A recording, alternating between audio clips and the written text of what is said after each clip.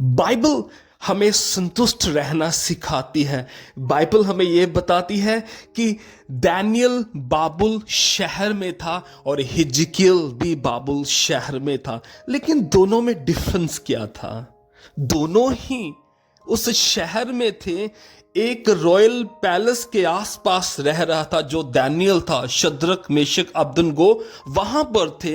वो राजा के पास रह रहे थे, उसके क्लोज थे बिल्कुल, और वो वहां से सेवकाई कर रहे थे, वहां से अपनी टेस्टमनी बना रहे थे। लेकिन कलाम ऐसा कहता, जब आप हिजकियल की किताब 1 अध्याय 1 वचन को पढ़ोगे, कि जो हिजकियल था वो कबार नदी के आसपास कुछ यहूदी लोगों के साथ, मींस कुछ गुलामों के साथ बाबुल के शहर में रह रहा था। अब दोनों में फर्क क्या है?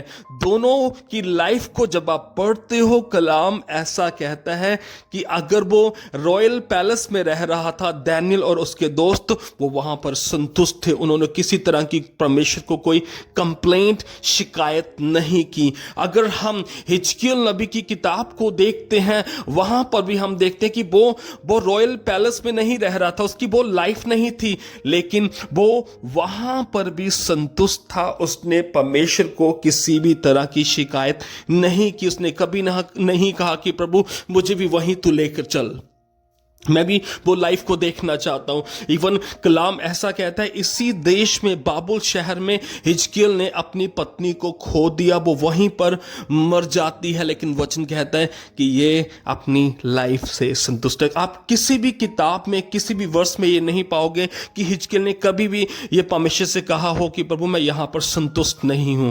वो वहीं पर रहकर सेवकाई कर रहा था।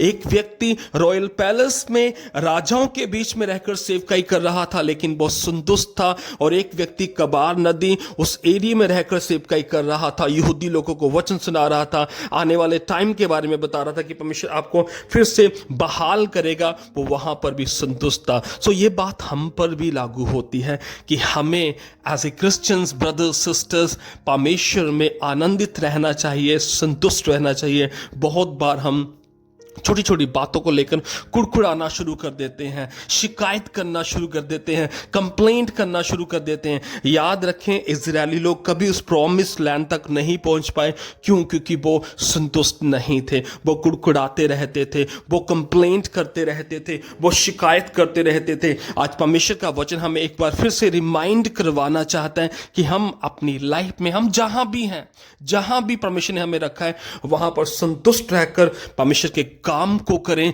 उसके राज्य के बारे में बताएं। परमेश्वर इन वचनों के द्वारा आपको बेहद ब्लेस करे। सभी को जय मसीह की।